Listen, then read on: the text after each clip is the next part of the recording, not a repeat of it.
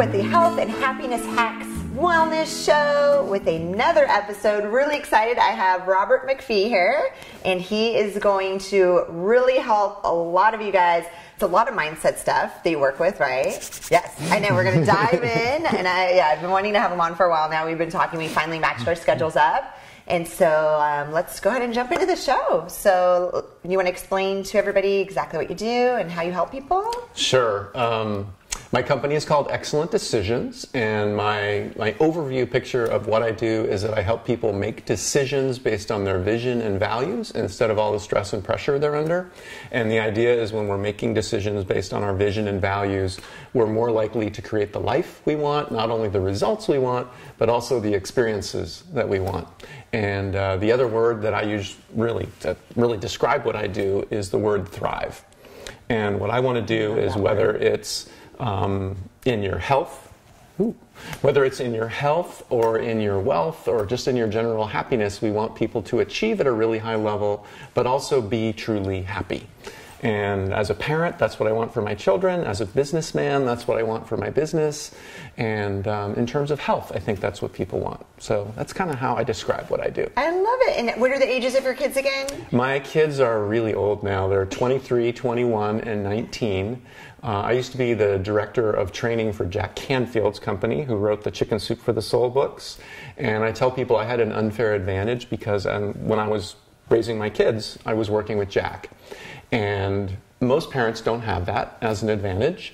And what I see with my own kids is that they really understand the kind of work I do. They understand personal responsibility and having a vision and being willing to take risks in ways that most people don't really understand.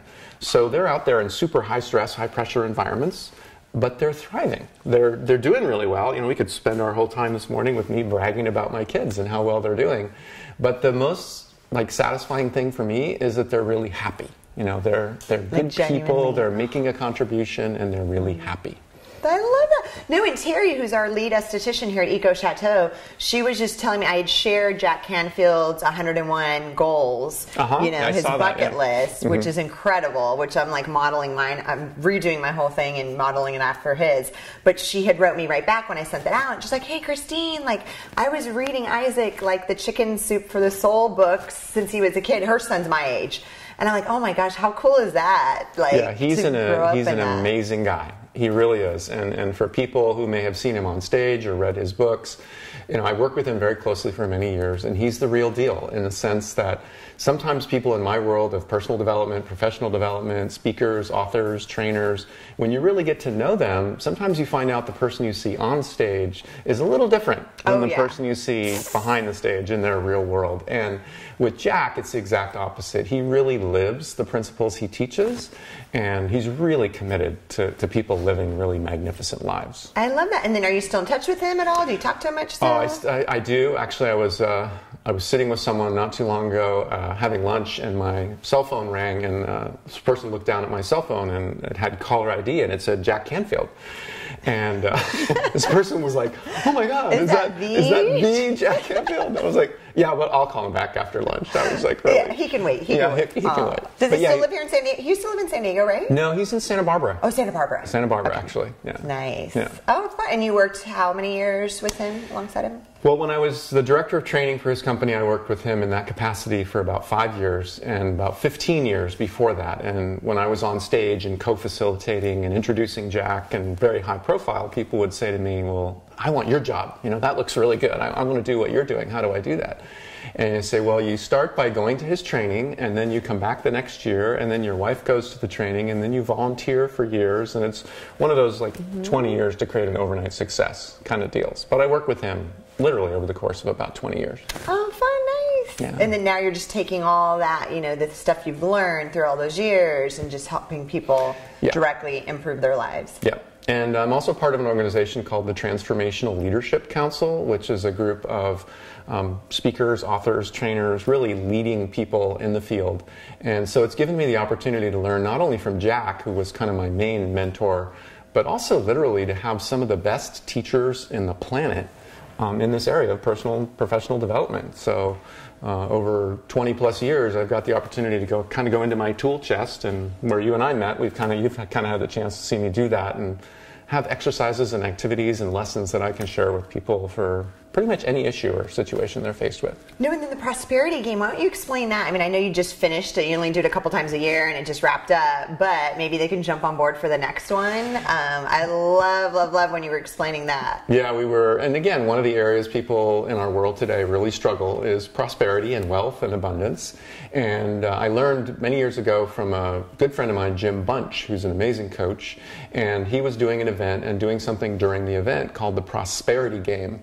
And during this event, every once in a while, a bell would ring or a song would play. I don't remember what the cue was, but whenever that happened, we would receive a check. And each time we received a check, the amount of the check doubled. And over the course of the event, every time we got a check, we had to make notes about where the money came from and what we were going to do with it. So we might say we earned it. We might say someone gave it to us as a gift. We could say we won the lottery, whatever. We get to make it up. And then with what we're going to do with it, same thing. We get to decide, are we going to spend it? Are we going to invest it? Are we going to give it away? Whatever we want.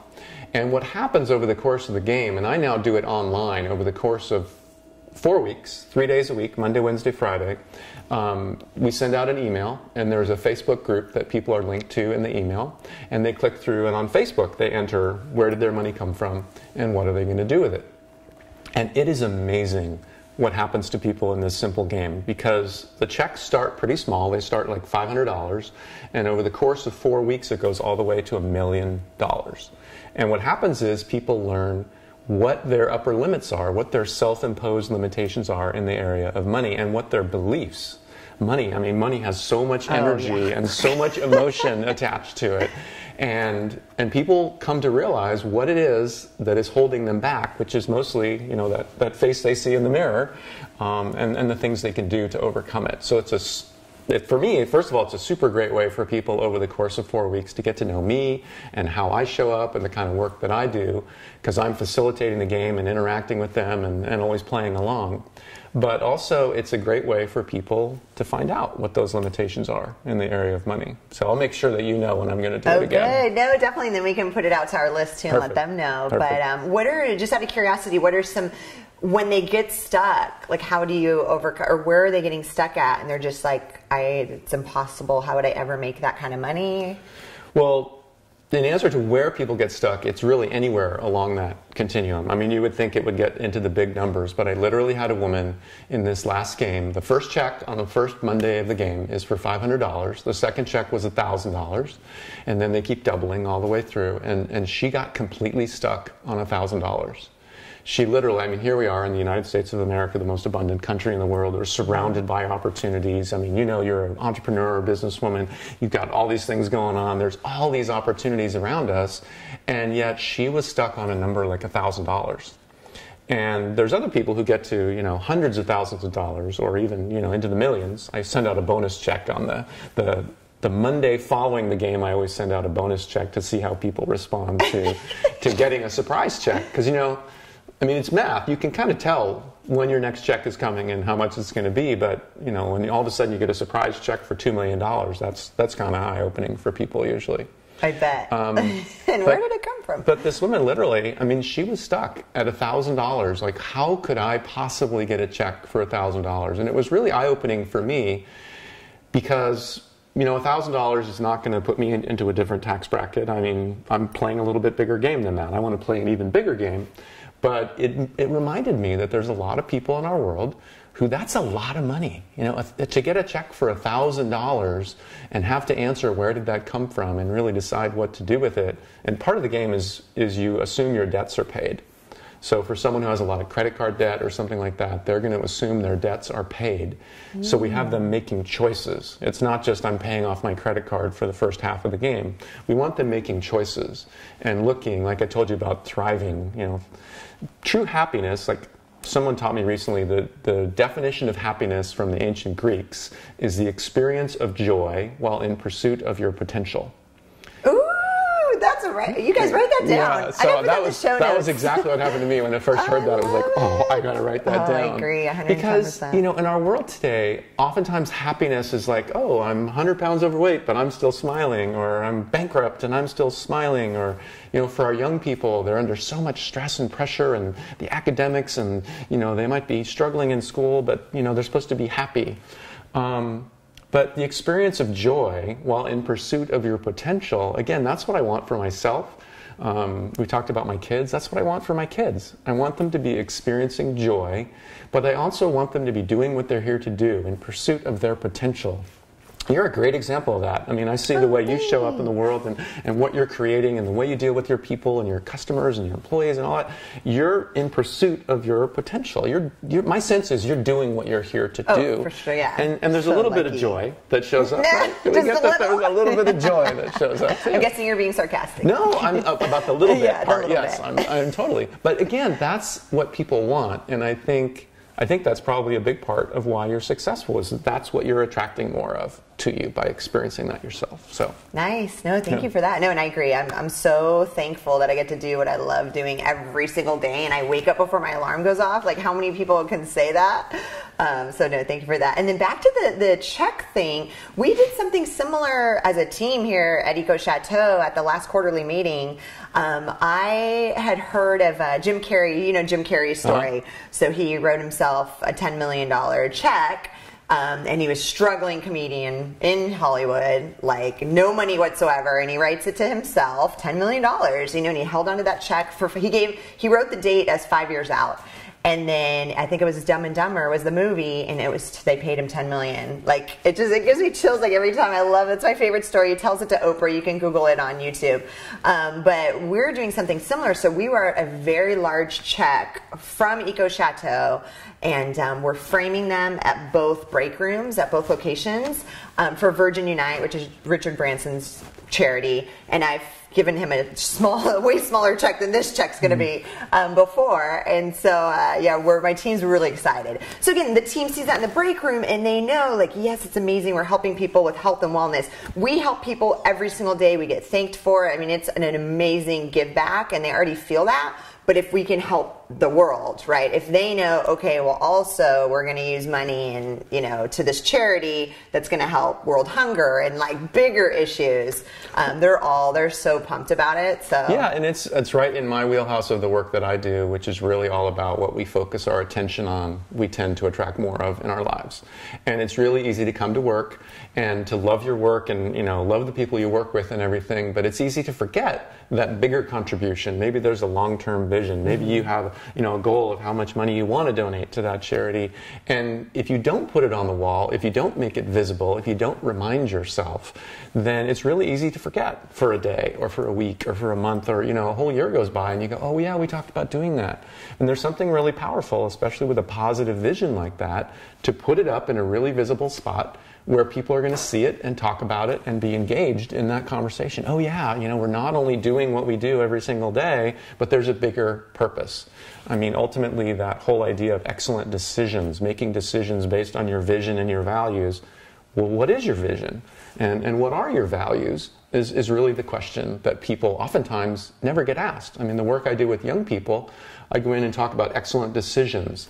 I work with schools, and I see young people who are faced with, you know, peer pressure, social pressure, academic pressure, and in most cases, parental pressure. Sometimes the parents have kind of come over to help them deal with the stress and pressure, but in most cases, they get the pressure from the parents too. And they're struggling with that. Like, they're having a really hard time, and no one's really ever asked them, what's really important to you? And why is it important to you? And is that what's really driving the decisions you make and the actions you take and the results that show up in your world?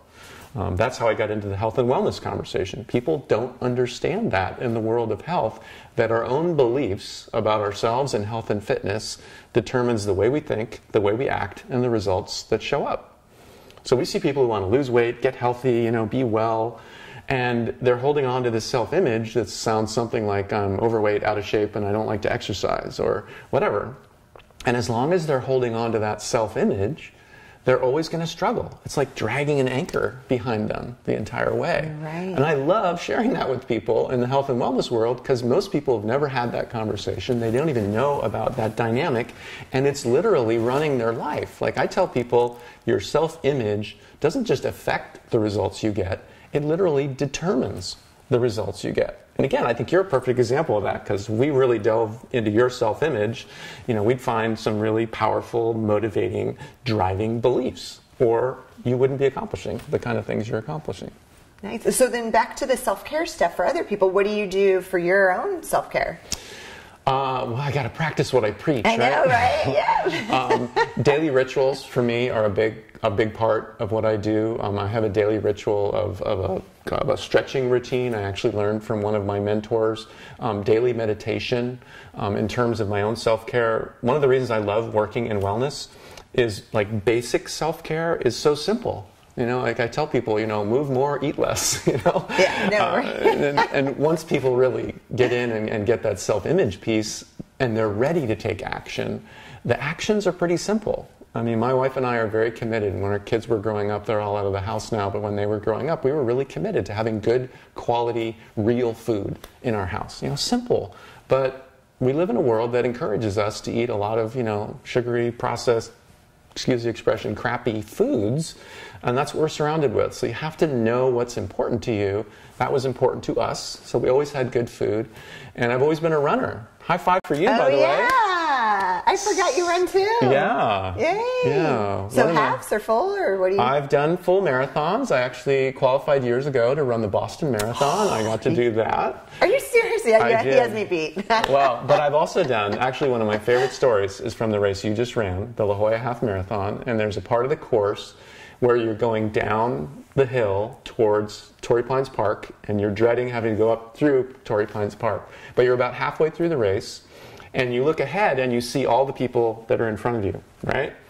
And they're going up into the park and whatever. And I remember I was going down that hill and I was looking at, and I'm a pretty good runner, but there was a lot of people ahead of me, and I was looking at the people who were already at the top of the hill, and I was going, oh man, they're going to be finished before I even get to the top of the hill. And I just kind of went into that whole thing. But then for whatever reason, I looked back over my shoulder and I looked behind me. And I saw all the people behind me. And it was such a powerful metaphor for me about what we do in our lives sometimes. About how we look at all the people who are making more money than we are, and they're healthier than we are, and they've accomplished more than we have. And yet we forget to look back and see all the things that we've already accomplished ourselves. And even, I'm not a big believer in comparing myself to other people. I think it's kind of a losing game. But it also is good to remember everything that we've done. Not just what we haven't done and what's yet to be done. So I always think, when you said you were running that race, I literally go back to that spot on the course and that moment of kind of looking ahead and feeling my energy just go, I'm never going to be, and then looking back and going, kind of, hey, my energy perked right back up, and I was like, I'm doing just fine, for an old guy. Look at all those people behind me. That's super cool. Yeah. When was the last time you ran that race? The last time I ran La Jolla was just a couple years ago. I think it was 2015. I did it's always close to my birthday. My birthday is at the end of April, so the race is always really close to my birthday. And I just love the course. I mean, it's beautiful. For anyone here in San Diego, you're running along the coast, you're going through Del Mar and down into La Jolla. It is a little bit hilly. Yeah, a little bit. I understand. Did you take my advice about the end? On the, what did you say when you get to the marine room and you turn left, that one. Oh, yes. Yeah, don't get caught off guard. Don't think you're done, because there's more hills to come. Get to the end. It's another good life lesson. Like, you think everything's going great, and then you make a turn and you go, that was helpful. That was helpful because I wouldn't have, remembered that or thought, even though I watched these YouTube videos of the course, because I'm like, okay, let me be mentally prepared for that hill. So another question, I know you're a huge reader, so this is probably a hard question to answer, but what is your favorite book? If you had to pick one. Maybe the health and wellness. Can you just ask me which is my favorite child? Oh, that might be easier to ask. I will say this. I wouldn't pick a favorite book. Again, I've been so blessed. I have bookshelves full of just amazing books for starters, but many of them are books that were written by people that I know. So the opportunity to work with people like Jack Canfield, Paul Sheely, Deepak Chopra, people like that, get to know these people and get to really be connected to their work has been really powerful. But I'll answer a slightly different question, which is, other than my own book, the book I tend to recommend more than any other is a book called So Good They Can't Ignore You. Oh, I've heard of it. And that's unusual, because actually one of the reasons I like to recommend it, I could recommend Jack's Success Principles book, which is an amazing book, but most people have heard of it. Most people in my world have heard of it.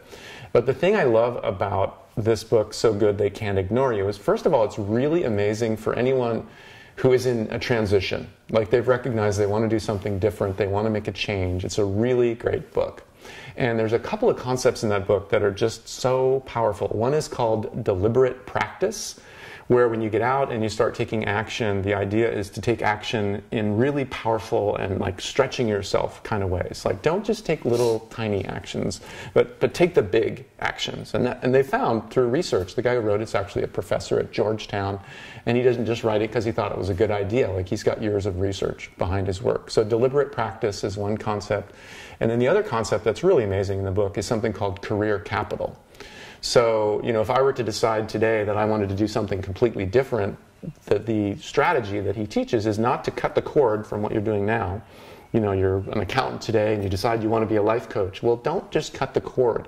Start coaching in your current environment. Take the people you know and the expertise you have and the skills you've developed and leverage it into what you want to do.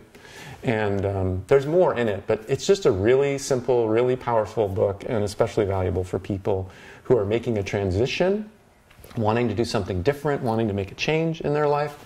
And again, it's a book a lot of people haven't heard of. That's cool. And then what would be like a number one health or happiness hack that you just, number one, above all out of your monster toolbox that I know you have? Oh, number one. Tools and tricks. Well, I'll just go, as Stephen Covey said, he who is good with a hammer thinks everything is a nail, right? So I have my own prejudices. And I think the single number one thing that people can do to achieve that level of really thriving would be to get clear about your self-image, like who you really are and what's most important to you. To do the work around your vision and your values, to be really clear about what you want to accomplish, what kind of life you really want to live, and also what's really important to you. One of the exercises, activities that I will do in my workshops is to have people get a partner and do a question back and forth with their partner. 2 parts to the question. Part 1 is what's important to you, and part 2 is why is it important to you. And simple questions, you would think everyone would have really, top of their head answers, but most people haven't really looked at that. And when we know what's important to us and we know why it's important to us and we start letting that drive the decisions we make, because the whole thing about excellent decisions is the decisions we make are the bridge between the inner work. You and I have a passion for this inner work, self-improvement, all that kind of stuff. But if that's all we ever do, nothing happens, right? You have to bridge over to taking action and getting results. And the decisions we make are the bridge between those two. And when those decisions are based on vision and values, instead of all the stress and pressure in our world today, people's lives change profoundly. Love that. No, I have on my desk, my computer desktop, which I see every single day, obviously. I made a custom image. It's like my favorite picture at the motorcycle racetrack, and then it says, have fun, or work hard, have fun, be yourself. Like, those are 3 things that, like, if I'm living that every day, then everything's awesome and great, and those are like just the things I want to live by every day. Yeah, and you've asked yourself those questions. You know what's important to you. You know what you want. You have that sense of a vision, and you've taken the next step to actually make it visible. Because again, we wake up, our day starts sometimes, and it's like all of a sudden 3 o'clock in the afternoon, and you're like, wait a minute.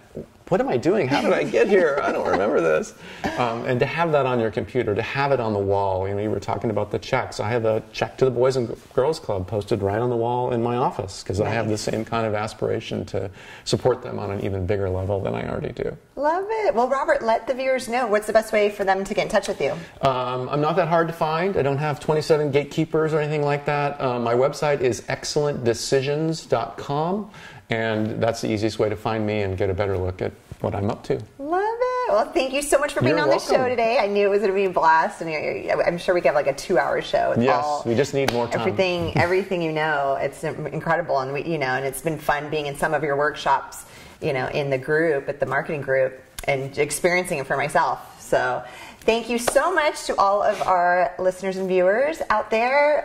Feel free to leave notes, like this video, or write a review on iTunes. We always appreciate it. And we'll see you on the next show. Bye. Bye, everyone.